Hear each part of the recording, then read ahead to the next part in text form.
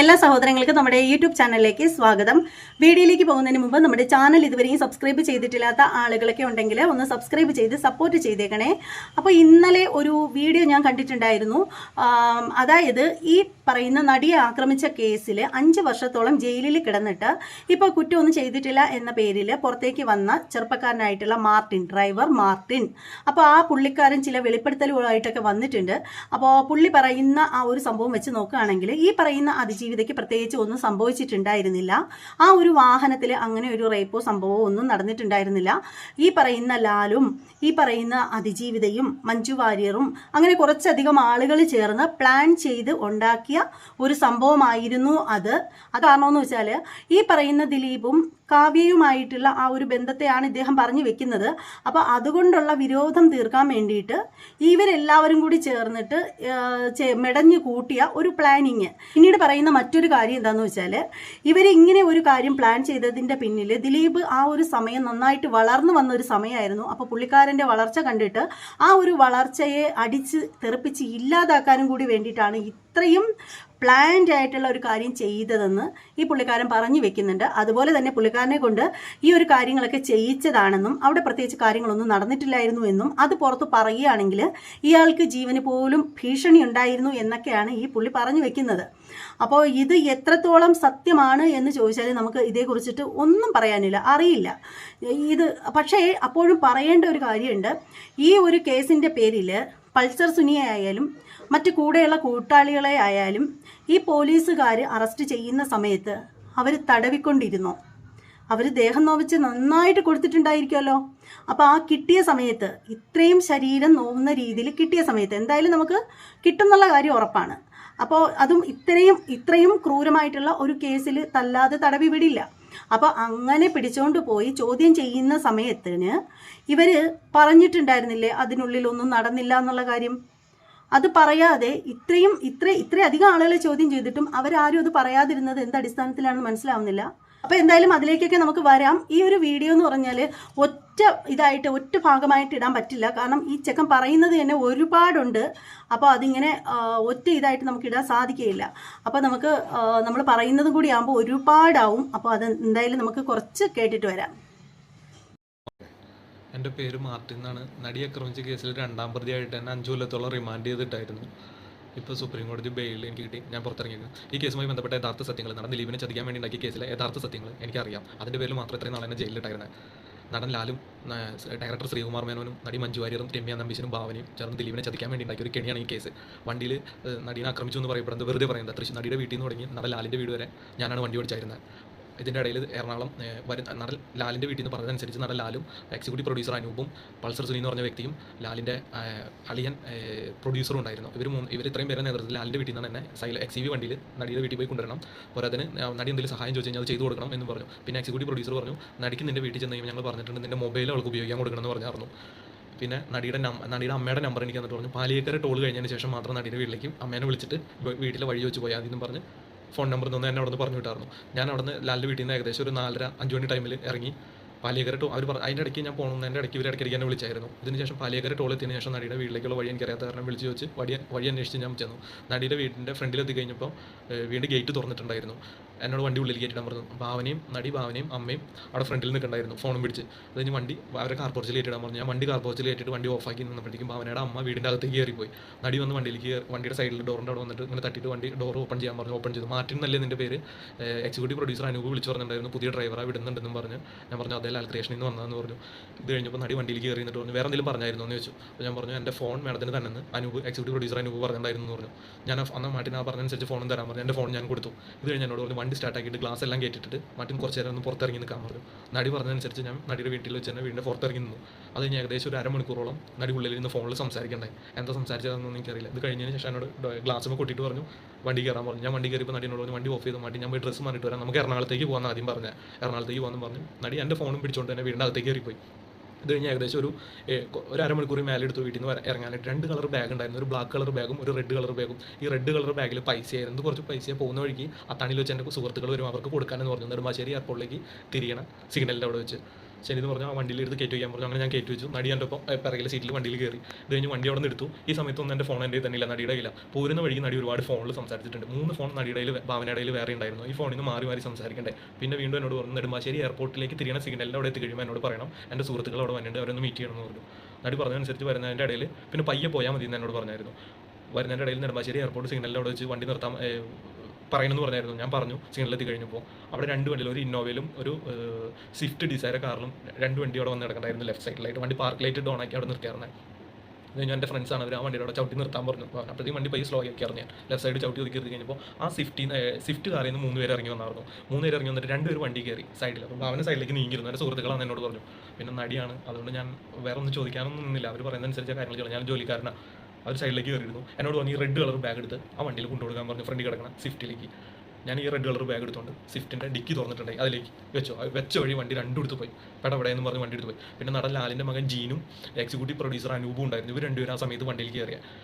അത് കഴിഞ്ഞ് അവരായിട്ട് സംസാരിച്ചു. അത് ഞാൻ ഈ ബാഗ് വെച്ചുകൊണ്ട് തിരിച്ച് വന്നു കഴിഞ്ഞപ്പോൾ എന്നോട് പറഞ്ഞു വണ്ടി കയറിക്കോളാൻ പറഞ്ഞു. വണ്ടി കയറി. വണ്ടി വൈറ്റിലേക്ക് എടുക്കാൻ ആദ്യം പറഞ്ഞു. വൈറ്റിലേക്ക് എടുത്ത് വണ്ടി വൈറ്റിലേക്ക് എടുക്കാൻ എൻ്റെ ഇടയ്ക്ക് പറഞ്ഞു. ഇതെൻ്റെ സുഹൃത്തുക്കളാന്ന് പറഞ്ഞു. അപ്പോൾ നടൻ്റെ മകൻ ലാലിൻ്റെ മകൻ ജീനെയും എക്സിക്യൂട്ടീവ് പ്രൊഡ്യൂസറിനെ എനിക്കറിയാം. ഞാൻ കണ്ടിട്ടുണ്ട് അവിടെ ലാലിൻ്റെ സ്റ്റുഡിയോയിലോട്ട്. വലിയ ബന്ധമില്ല, അവിടെ വർക്കുമായി ബന്ധപ്പെട്ട് കണ്ടിട്ടുണ്ട്.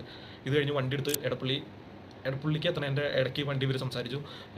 നടി മഞ്ജു വാര്യരുടെ ബോംബെയിലെ ഫ്ലാറ്റിൻ്റെ സെയിൽ എന്തായിരുന്നു ചോദിച്ചു എന്നോടല്ല, ഇവർ തമ്മിൽ ഭാവനയോട് ചോദിക്കണം. അപ്പോൾ പറഞ്ഞു എത്രയും പെട്ടെന്ന് നടക്കും, നമ്മൾ വിചാരിച്ച കാര്യങ്ങളൊക്കെ റെഡി ആകുകയാണെങ്കിൽ എന്ന് പറഞ്ഞ് അവർ നിർത്തി. ഇത് കഴിഞ്ഞ് പാലാരിയുടെ പൈപ്പ് ലൈൻ എടപ്പള്ളി, എനിക്ക് കുറച്ച് ക്ലിയർ ആകുന്നില്ല, ഓർമ്മ ഒന്നുമില്ല.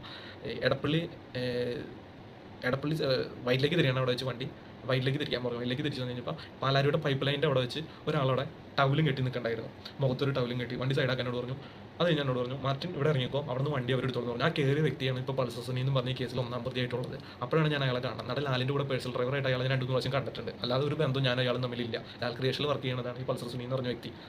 ഇത് കഴിഞ്ഞാൽ അവിടെ നിന്ന് അനൂപും ഈ പൾസർ സുനിയും പിന്നെ എക്സിക്യൂട്ടീവ് പ്രൊഡ്യൂസർ അനൂപും ജീനും പൾസർ സുനിയും ഇവരും 3 പേരും വണ്ടി എടുത്ത് പോയി. എന്നോട് പറഞ്ഞു പിറകിലൊരു വണ്ടിയുണ്ട്, അത് നമ്മുടെ വണ്ടിയാണ്, മാറ്റി അതിൽ കയറി കുറച്ച് നേരം റെസ്റ്റ് ചെയ്യും, ഞാൻ കുറച്ച് സംസാരിക്കാനുണ്ടെന്ന് പറഞ്ഞു. ഇവർ വണ്ടി എടുത്ത് പോയി. പിറകിലുള്ള വണ്ടിക്കാരെ ഫോൺ അടിച്ചപ്പോൾ ഞാൻ അതിൽ കയറി. ഒരു കാരവാൻ വണ്ടിയാണെന്നാണ് എൻ്റെ കണക്കൂട്ടിലത്. അതിൽ TV ഫെസിലിറ്റികളൊക്കെ ഉണ്ടായി, കിടക്കാനുള്ള ബെഡ്, വാഷ് ബേസിൻ, മറ്റേ മുഖം നോക്കണ മിററൊക്കെ ഉണ്ടായിരുന്നു വണ്ടിയിൽ. പിന്നെ ഭയങ്കര സൗണ്ടിൽ പാട്ടും വെച്ചിട്ടുണ്ടായി, കളർ ലൈറ്റുകളും ഉണ്ടായിരുന്നു. അതിൽ ഡ്രൈവർ ഫോൺ അടിച്ച് വണ്ടി കയറാൻ പറഞ്ഞു. ഞാൻ വണ്ടി കയറി. ഇത് കഴിഞ്ഞ് ഏകദേശം കുറേ നേരം കറങ്ങിയതിന് ശേഷം, 1 മണിക്കൂർ മേലെ കണ്ട് കറങ്ങിയതിന് ശേഷം കാക്കനാട് ആപ്പിൾ ടവർ എന്ന് പറഞ്ഞൊരു ഫ്ലാറ്റ് ഉണ്ട്, അവിടെ കൊണ്ടുവന്ന് വണ്ടി എന്നോട് നിർത്തിയിട്ട് ഞാൻ ഇറങ്ങിക്കോളാൻ പറഞ്ഞു. അപ്പോൾ ഞാൻ ചോദിച്ചു ഞാൻ ഇതിൻ്റെ ഇവിടെ ഇറങ്ങാൻ എവിടേക്ക് കൊണ്ടുപോയി, ഞാൻ എനിക്കൊരു പിടിയില്ല, കാര്യങ്ങളൊക്കെ ഇങ്ങനെ അയാൾ തർക്കിച്ച് വെച്ച് നീ പറയുന്നിട്ട് ആദ്യം മാഡം ഭാനുവാട് അവിടെ ഉണ്ട്, ഞാൻ ഇറങ്ങിക്കോളാൻ പറഞ്ഞു. ഞാൻ വരുന്ന പ്രശ്നം ഞാൻ വണ്ടിയിൽ നിന്ന് ഇറങ്ങി. ഞാൻ ഇറങ്ങി ചെല്ലുമ്പോൾ ജീൻ പോളും എക്സിക്യൂട്ടീവ് പ്രൊഡ്യൂസർ അനൂപും പൾസർ സുനിയുടെയും ഏറ്റവും അറ്റത്ത് ഭാവന ഇരിക്കണം, അതിൻ്റെ സൈഡിൽ പൾസർ സുനി ഇരിക്കുന്നത്, അതിൻ്റെ അപ്പുറത്ത് ജീനും എക്സിക്യൂട്ടീവ് പ്രൊഡ്യൂസർ അനൂപും ഉണ്ടായി. അവർ 2 പേരും ഇറങ്ങി. ഭാവന എനിക്ക് നേരെ ഇരുന്നു. ഭാവനയുടെ പുറത്ത് കൈയിട്ട് ഇങ്ങനെ ഇരിക്കാറുണ്ട് പൾസർ സുനി ആ സമയത്ത്. ഇത് കഴിഞ്ഞ് എന്നെ കണ്ടപ്പോൾ എനിക്ക് നേരെ നിന്നിട്ട് ഡ്രസ്സ് ഇങ്ങനെ നേരെ കിട്ടു. ഇത് കഴിഞ്ഞ് എന്നോട് പറഞ്ഞ് വണ്ടി കയറാൻ പറഞ്ഞു. അപ്പോൾ ഈ അനൂപും ഈ ജീൻ പോളും വണ്ടിയിൽ നിന്ന് ഇറങ്ങി. എന്നോട് പറഞ്ഞു പാലാരിടത്തേക്ക് വണ്ടി എടുക്കാൻ പറയണം. ഞാൻ വണ്ടി എടുത്തു. നടി പറയുന്നതനുസരിച്ച് ഞാൻ വണ്ടി എടുത്തു. ഈ സമയത്തൊക്കെ എൻ്റെ മൊബൈലൊക്കെ ആ സമയത്തൊക്കെ ഭാവനയുടെ ഇല്ല. ഞാൻ വണ്ടി എടുത്ത് പാലാരിടത്ത് പോണതിൻ്റെ ഇടയ്ക്ക് അവർ സംസാരിച്ചു. സുനി പറഞ്ഞതൊക്കെ ഓർമ്മയുണ്ടല്ലോ, എല്ലാ കാര്യങ്ങളും നമ്മൾ ഗോവയിൽ വെച്ച് പ്ലാൻ ചെയ്തോണായിരിക്കണം, ഒന്നിലൊരു മാറ്റം ഉണ്ടാകരുത്. ലാലേട്ടൻ്റെ അടുത്തും രമ്യ നമ്പീശിൻ്റെ അടുത്തും മഞ്ജുവിൻ്റെ അടുത്തും ശ്രീകുമാറിൻ്റെ അടുത്തും ഞാൻ സംസാരിച്ചിട്ടുണ്ട്, എല്ലാ സപ്പോർട്ടും അവർ ചെയ്തോളും.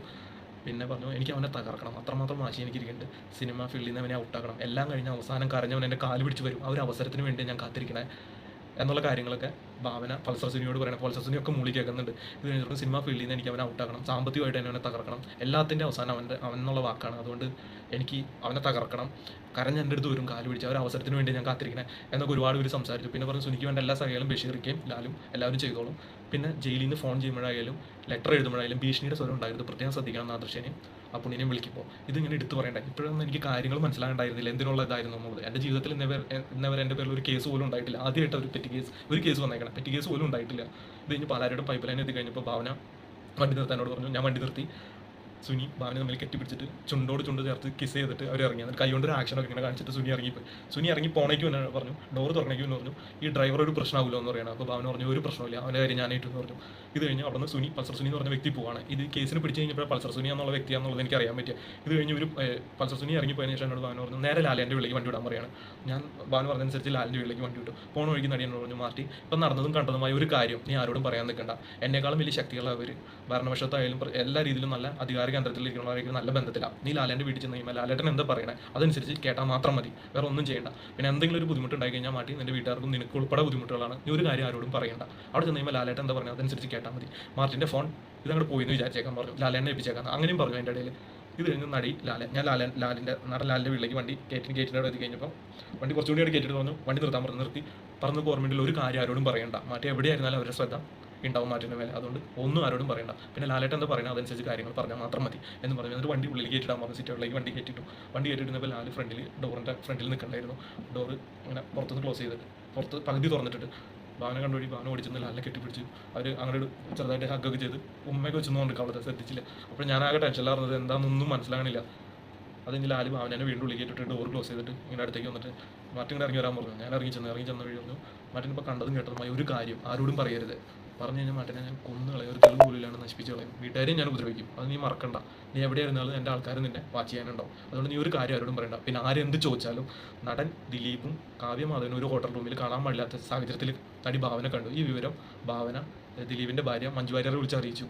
ഇതുള്ള വ്യക്തിവൈരാഗ്യം കാരണം ദിലീപിന് ഭാവനോട് വൈരാഗ്യമായി. ഈ വൈരാഗ്യത്തിൻ്റെ പുറത്ത് ഭാവനയെ ഉപദ്രവിക്കാൻ ദിലീപ് പൾസർ സുനി എന്ന് പറഞ്ഞ വ്യക്തിക്ക് കൊട്ടേഷൻ കൊടുത്തെന്ന് മാത്രം നീ പറഞ്ഞേക്കാം, വേറെ ഒരു കാര്യം നീ പറയണ്ട. എല്ലായിടത്തും എൻ്റെ ആൾക്കാരുണ്ട്, നിന്റെ വായന വീണ കാര്യങ്ങളൊക്കെ ശ്രദ്ധിക്കാൻ ആൾക്കാരുണ്ടാവും. പിന്നെ എല്ലാ കാര്യവും ഞാൻ പറയുമ്പോൾ മതി, വേറെ ഒരു ആരെന്ത് ചോദിച്ചാലും ഇത് മാത്രം പറഞ്ഞാൽ മതി എന്നും പറഞ്ഞ് അവിടെ മാറ്റി വെച്ചിട്ട് കഴിച്ചു പിടിച്ചിട്ട് അങ്ങനെ 2 കുലിക്കൊക്കെ കുലിക്കിട്ട് വന്ന് പറഞ്ഞു കേട്ടാ എന്നൊക്കെ പറഞ്ഞ് കുറേ ഭീഷണി പിടിച്ച് ആളുകൊണ്ടും ആൾബലം കൊണ്ടും പൈസയും കൊണ്ടുള്ള സ്വാധീനം എനിക്കുണ്ടെന്നൊക്കെ പറഞ്ഞ് കുറേ ഡയലോഗുകൾ പുള്ളി അടിച്ചായിരുന്നു. സ്മോൾ വെച്ചിട്ടുണ്ടായിരുന്നു, സ്മോളിലെ മണം ഉണ്ടായിരുന്നു പുള്ളിയുടെ വായിന്ന്. ഇത് ഞാൻ എൻ്റെ ഒരു 3 വെള്ള പേപ്പർ ഒപ്പിടിച്ച് വാങ്ങിച്ചായിരുന്നു. ഇത് നീ എൻ്റെ ഇന്ന് ലക്ഷങ്ങൾ വാങ്ങിച്ചങ്ങളെ തെളിവാന്ന് പറഞ്ഞിട്ട് അപ്പോഴും ഞാൻ ചോദിക്കുന്നത് സാറേ എന്താ ഇപ്പം തന്നെ എൻ്റെ മോമിക്കായിട്ട് അടിച്ചു. പിന്നെ കുറേ കഴിഞ്ഞ് കഴിഞ്ഞപ്പോൾ ഒരു 5 മിനിറ്റോളം കഴിഞ്ഞ് കഴിഞ്ഞപ്പോൾ അവിടെ പ്രൊഡ്യൂസർ ആൻഡ് ജോസഫും വേറെ ഒരു 3-4 പേര് അവിടെ ഉണ്ടായിരുന്നു. ആരൊക്കെയാണെന്ന് എനിക്ക് വ്യക്തമല്ല, കണ്ടു കഴിഞ്ഞാൽ എനിക്കറിയാം. ഒരു 3-4 മിനിറ്റിന് ശേഷം ലാലി ഫോൺ എടുത്ത് DGP ലോകനാഥ് ബെഹ്റയെ വിളിച്ചിട്ട് സാറേ ആ ഡ്രൈവർ വൈന് ഓടി ഉണ്ടെന്ന് മാത്രം പറയണം, ഞാൻ കേട്ടായിരുന്നു കുറച്ച് നീങ്ങിന്ന്. എന്നിട്ട് ഫോൺ കട്ട് ചെയ്തു. ഇത് കഴിഞ്ഞപ്പോൾ അവിടെ യതീഷ് ചന്ദ്ര എന്ന് പറഞ്ഞ അസിസ്റ്റന്റ് കമ്മീഷണർ അങ്ങാണ്ടായിരുന്നു പുള്ളി. അന്ന് വന്നിട്ട് വണ്ടി ഇന്നോവയിലെ വന്നായിരുന്നു, യൂണിഫോമൊന്നും ഇല്ലാണ്ട് വന്ന് എന്നെ മാറ്റി എടുത്തുകൊണ്ട് ചോദിച്ചു എന്താണ് മാറ്റി സംഭവിച്ചത്, എന്താണ് കാര്യങ്ങൾ. അപ്പോൾ ഞാൻ ഈ കാര്യങ്ങൾ തന്നെ പറഞ്ഞുകൊണ്ടിരുന്നു. പുള്ളി ഇതൊന്നും ക്ലിയർ അല്ല, മാറ്റിൻ്റെ ഫോൺ ഓടിയാൽ നിൽക്കുന്നത്. ഞാൻ പറഞ്ഞു എൻ്റെ ഫോൺ അടിയിട്ടില്ല. അപ്പോൾ അങ്ങനെയല്ല. അപ്പോൾ അവർ പുള്ളി അത് വിശ്വസിക്കാത്ത രീതിയിൽ മാറ്റിൻ്റെ വന്നേ മാറ്റിൻ്റെ ഒരു മൊഴി എടുത്തിട്ട് വിട്ടേക്കാം എന്ന് പറഞ്ഞു. അന്നപ്പോൾ ഞാൻ പറഞ്ഞു എൻ്റെ അമ്മ വാളാണ്ട് കിടക്കാൻ എനിക്ക് ആശുപത്രി കൊണ്ടുവന്ന് പറഞ്ഞിട്ട് എക്സ്ട്രാ എടുത്തേക്കണം ഓട്ടോ ഉണ്ടെന്ന്. ഞാൻ അന്ന് രാത്രി ഞാൻ പോകാനിരുന്നതല്ല. അങ്ങനെ പറഞ്ഞു പുള്ളി മാറ്റിൻ്റെ മൊഴി മാത്രം വെറുതെ എഴുതിയെടുക്കുള്ളൂ, എന്നിട്ട് മാറ്റിനെ വിട്ടേക്കാന്നും പറഞ്ഞു. അങ്ങനെ തൃക്കാക്കര സ്റ്റേഷനിലേക്ക് എന്നെ കൊണ്ടുപോകണം. അവിടെ ഇരുത്തി കഴിഞ്ഞപ്പോൾ പുള്ളിയുടെ ജീപ്പ് കയറ്റിയിട്ട് പുള്ളിയുടെ ഇന്നോവയിലെ വണ്ടിയിൽ കയറ്റിയിട്ട് ലാലിൻ്റെ വീട്ടിൽ പടി വരെ ആക്കി കഴിഞ്ഞപ്പോൾ അവിടെ വേറെ പോലീസ് ജീപ്പ് വന്നു. അവിടെ നിന്ന് തന്നെ അവരുടെ വണ്ടിയിൽ കയറ്റി കൊണ്ടുപോയി തൃക്കാക്കര സ്റ്റേഷനാണെന്ന് തോന്നുന്നത്, എനിക്ക് ഓർമ്മ കിട്ടുന്നില്ല. അവിടെ കൊണ്ടുപോയി ഇരുത്തി രാത്രി സെല്ലൊക്കെ അടച്ചു വിട്ടിട്ട് ഒരു 3 പേര് വന്നായിരുന്നു. അവരെന്നെ റൂമിലേക്ക് മാറ്റി കൊണ്ടുപോയിട്ട് പറഞ്ഞു എനിക്ക് മുഖങ്ങൾ കണ്ടറിയാം, പേരുകൾ അറിയില്ല, യൂണിഫോം ഒന്നും ഉണ്ടായില്ല, എന്നെ ഒരുപാട് ഉപദ്രവിച്ചു. എന്നിട്ട് എന്നോട് പറഞ്ഞു ഉപദ്രവിക്കുന്ന ഇടയ്ക്ക് പറഞ്ഞിട്ടുണ്ടായിരുന്നു ലാൽ പറഞ്ഞൊരു ഓർമ്മയുണ്ടല്ലോ, വെറുതെ അവരായിട്ട് മുട്ടാൻ നിൽക്കണ്ട, അവർ പറയുന്ന കാര്യങ്ങൾ അങ്ങനെ അനുസരിച്ചേക്കാം, അവർ മേളിലൊക്കെ നല്ല പിടിപാടുള്ളവരാണ്, വെറുതെ ജീവൻ കളയാൻ നിൽക്കണ്ട, എവിടെയായിരുന്നാലും അവരുടെ ആൾക്കാരെല്ലായിടത്തും. അതും പറഞ്ഞ് ഒരുപാട് ഉപദ്രവിച്ചു. ഒരുപാട് എന്ന് പറഞ്ഞു കഴിഞ്ഞാൽ എന്നെ ഒരുപാട് ഉപദ്രവിച്ചു. അത് പറഞ്ഞറിയിക്കാൻ പറ്റാത്ത രീതിയിൽ ഉപയോഗിച്ചു. എന്നെ നാഭി തുടങ്ങി എല്ലായിടത്തും നല്ല രീതിയിൽ എന്നെ ഉപദ്രവിച്ചു. അപ്പോൾ ഈ പുള്ളിക്കാരൻ പറയുന്നത് വെച്ച് നമ്മൾ മനസ്സിലാക്കേണ്ട കാര്യം എന്ന് വെച്ചാൽ ഇത് പ്ലാനിങ് ആയിരുന്നു, ഇത് പ്ലാനിങ് ചെയ്ത കാര്യമാണെന്നാണ് പുള്ളി പറയുന്നത്.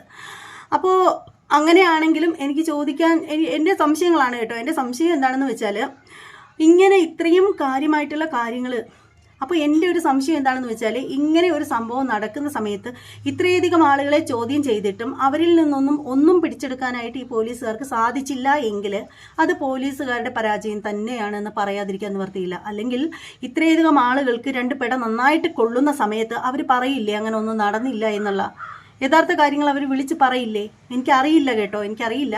ഞാൻ എൻ്റെ സംശയങ്ങൾ മാത്രം പറയുന്നതാണ്. പിന്നീടുള്ളൊരു കാര്യമെന്ന് വെച്ചാൽ ശരി, ഈ പയ്യൻ പറഞ്ഞ കാര്യങ്ങളെല്ലാം ക്ലിയറാണ്. നമുക്കിപ്പോൾ ദിലീപിനെ തന്നെ അറസ്റ്റ് ചെയ്യണമെന്ന് ഒരു നിർബന്ധവുമില്ല. ദിലീപിനെ കൊണ്ടുവന്നുള്ള കാലം മുഴുവനും അയാളുടെ ലൈഫെല്ലാം നശിപ്പിച്ചിട്ട് വെറുതെ കൊണ്ടുവന്ന് ജയിലിൽ കൊണ്ടുവന്നിടണമെന്ന് ഒരു നിർബന്ധവുമില്ല. കാരണം അയാൾക്കൊരു ലൈഫ് ഉള്ളതാണ്. അയാളെ അനാവശ്യമായിട്ട് അയാളെ കൊണ്ടുവന്ന് ഇതിലേക്ക് വലിച്ചിഴക്കണമെന്ന് ഒരു നിർബന്ധമില്ല. പക്ഷേ ഇവിടെയും ചോദ്യം വരുന്നത് ആ കൊട്ടേഷൻ കൊടുത്ത ആൾ ആരാണ് എന്നുള്ള ആ ഒരു ചോദ്യം നിലനിൽക്കുന്നത് കൊണ്ട് മാത്രമാണ് ഇവിടെ നമ്മളെല്ലാവരും ഈ പുള്ളിക്കാരന് നേരെ വിരൽ ചൂണ്ടുന്നതിൻ്റെ ഏറ്റവും പ്രധാനപ്പെട്ട ഒരു കാര്യം എന്ന് പറയുന്നത്. അപ്പോൾ ഇവിടെ എൻ്റെ സംശയം എന്ന് പറഞ്ഞാൽ കുറച്ച് അധികം ആളുകൾ, ഫാമ ഉൾപ്പെടെ, റിമിട്ടോമി ഫാമയൊക്കെ ഉൾപ്പെടെ കുറച്ചധികം ആളുകൾ ആദ്യം കോടതിയിൽ മൊഴി കൊടുത്തിട്ടുണ്ടായിരുന്നല്ലോ. പിന്നീടാണ് അവർ മൊഴി മാറ്റി പറയുന്ന ഒരു സാഹചര്യം ഉണ്ടായത്. അപ്പോൾ എന്തടിസ്ഥാനത്തിലാണ് ആദ്യം വന്നിട്ട് ഈ പറയുന്ന പേട്ടനെതിരെ മൊഴി കൊടുത്തത് എന്ന് മനസ്സിലാവുന്നില്ല. അതിനൊന്നും ഒരു വ്യക്തതയില്ല. അപ്പോൾ ആദ്യം മൊഴി കൊടുക്കുന്നു, പിന്നെ മാറ്റി പറയുന്നു. ഈ ആദ്യം മൊഴി കൊടുക്കുന്നത് പിന്നെ ഈ പറയുന്ന മഞ്ജു വാര്യരൊക്കെ സ്വാധീനിച്ചതിൻ്റെ പേരിലാണോ ആദ്യം കൊണ്ടുവന്ന് മൊഴി കൊടുത്തത്? അപ്പോൾ അതിനെക്കുറിച്ചിട്ടൊന്നും എനിക്കറിയില്ല. അപ്പോൾ അത് നിങ്ങൾക്ക് ആർക്കെങ്കിലും മനസ്സിലായിട്ടുണ്ടെങ്കിൽ ഒന്ന് കമൻ്റ് ഇട്ടേക്കുക. അപ്പോൾ ഇതിൻ്റെ സെക്കൻഡ് പാർട്ട് ഉണ്ടാവും. കാരണം ഇത്രയധികം ലെന്തുള്ളൊരു വീഡിയോ ഒറ്റ പാർട്ടായിട്ട് വെക്കാനായിട്ട് സാധിക്കുകയില്ല. അപ്പോൾ അടുത്ത വീഡിയോയിൽ കുറച്ച് ഡൗട്ടുകളൊക്കെ നമുക്കുള്ളത് നിങ്ങളുമായിട്ട് പങ്കുവയ്ക്കാം. തൽക്കാലം ഇത്രയേ ഉള്ളൂ. ഇനി ഇതിൻ്റെ സെക്കൻഡ് പാർട്ടുമായിട്ട് കാണാം. അതുവരെ എല്ലാവർക്കും ബൈ.